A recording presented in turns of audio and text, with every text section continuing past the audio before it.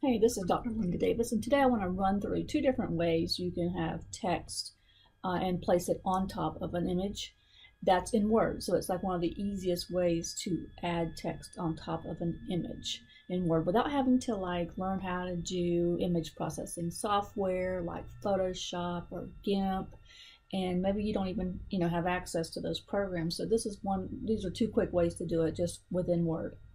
So what I have right now is just an image of a house, and in the two ways I have displayed right now, at the top I did it with Wordart and added a couple of easy special effects in there, and toward the bottom left I have it with just a plain text box added. So let me show you how to accomplish this. Let me go ahead and zap these out. They were just to show you what's possible. And this is good if you're doing some little magazine cover, newsletter kind of thing. It's kind of fun to do it this way, or a card or whatever. I mean, there's all kinds of creative things you can do with these tools. Let me go ahead and take the image out as well, and I'll just start with a fresh Word document basically. And what I'm going to do is go up and work with my margins first. So I'll go to layout. And on this one, because the picture is landscape orientation and not so much portrait, I just went into orientation and made it landscape. And then I went to margins, which is right next door. And I'm in the layout menu item, by the way. And I just went into custom margins, and I think I pretty much kept the margins pretty tight at 0.2 all the way around. And I'll adjust my text wrapping so that image can go right up against the top. But I will keep it on landscape and just say okay. And then I'll bring the image in. I can insert picture, and I just happen to have that picture in my folder to work with today. And there's the image.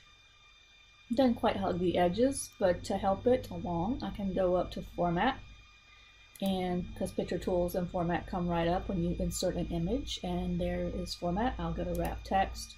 Lots of choices there. I use a lot of different ones. I believe I went with maybe through, and I was just wanting to just pull these up, fill up as much as I could here.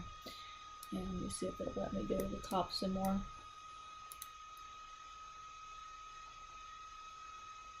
Don't want to move with text. I'm just going to grab it and just have it separate so it sits wherever I want it to sit on the paper, even if it's at the very, very top.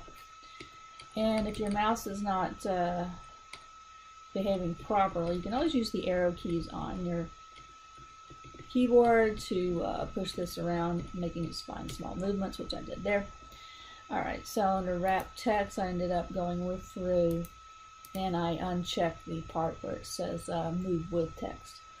Alright, now I didn't quite get it all over here, but I will do that now. Okay, so the easy way without any special effects is just to add a text box on top of the image that's already there. So I can go up to insert in the menu area, and you can see text boxes over here on the far right. It says choose a text box, so I'll click on it first. It'll give me lots of examples, and honestly, it's just, the first one's fine, simple text box. It throws some words in there. I didn't do that. And you want to just delete out the words and type in what you want to type in. So I will start off with Clinch Lake Cottage, and to identify the property. And then obviously it's too small. I want it larger, so I'm going to go to Home, and I'll just increase the size using my size up button there. And think of it kind of like something you would add on a postcard. So I'll start with that. I may reduce it, but we'll start with that. Now, I don't really want it black letters. I don't really want that font. I don't really want that white background, so I'm going to fix all that. For the font, I like Comic Sans for this, because this is a fun little lake cottage. So let me look for Comic Sans. I like that one. Comic Sans. Alright, change it to that.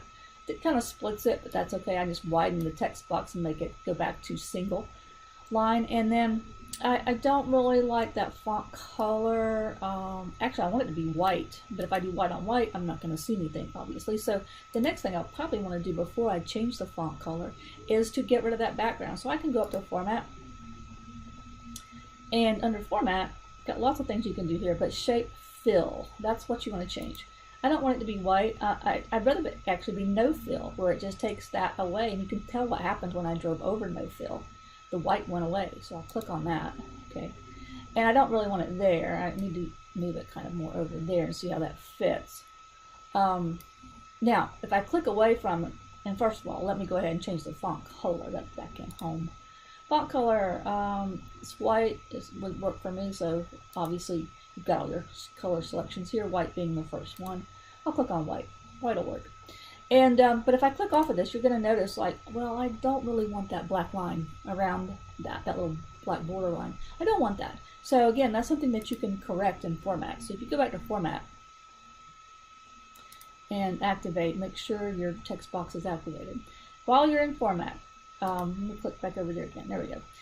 We have shape outline. That's right below shape fill. Shape fill is where we got rid of we did no fill to get rid of the white.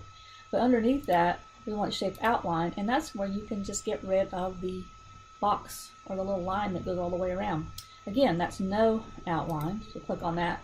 Now when I click away from it, that's gone too. So now we have our text on top of our image and everything is good. And that's pretty plain Jane, but you know, if you just don't need a lot of style going on, that will work just fine. If you don't want the font size, obviously you can go back and maybe I can break that down just a little bit more. Obviously I don't need a text box that wide. I can just pull that in. Just as long as it doesn't jump down to the second line, we're good. Okay, so I can put it in there like that, and there you have it. I can then go also, just for another example, in case you want something a little fancier, you can also go into insert. And next to text box, you have Wordart. Wordart's always fun. I can click on Wordart. And there's lots of examples there. Don't get hung up on the color. This can all change. So I will just pick one of these. And their little text box appears up there. But I'm thinking about putting it down here for now. Now, obviously I can't see it real good on that background. But notice it already has a clear background, so that's kind of good. But I want to go up to shape, actually I want to go to font color. Let me get a home. And let's change the font color to white, just like we did up there. You may or may not notice there is a little bit of reflectivity going on with the text there, and you can build off of that. I mean, obviously in Wordart you can still change the font. I can change it to Comic Sans as well. I can make it bigger or smaller just by using these tools here, or changing it there obviously. But if I want to add a little extra special spin on it, I can add some extra formatting to it. Because it's Wordart, I can go up to format again, and format has a special section called Wordart Styles right in the middle of the toolbar. There's quick styles, and then there's different color for the text. But the one I use is text effects a lot of times. I like to do reflection sometimes. And with reflection, you can try different ones out. You don't have to commit. You can just drag your mouse over it and see. You can kind of see how that changes as how intense it gets as far as the reflection part goes. Total reflection there, full reflection it says. And just see, how much reflection do you want there. And if I had the lake picture in the background, I probably could have pulled it off the water. Okay, so I'll just pick one and let you see kind of how that works, which is kind of cool. Obviously I want it to say Clinch Lake Cottage, so let me just change the words, and it adapts. Alright, so those are two different ways to do either just regular text box on top of an image or do Wordart on top of an image. So I hope that helps you with your current project. Thanks for your time.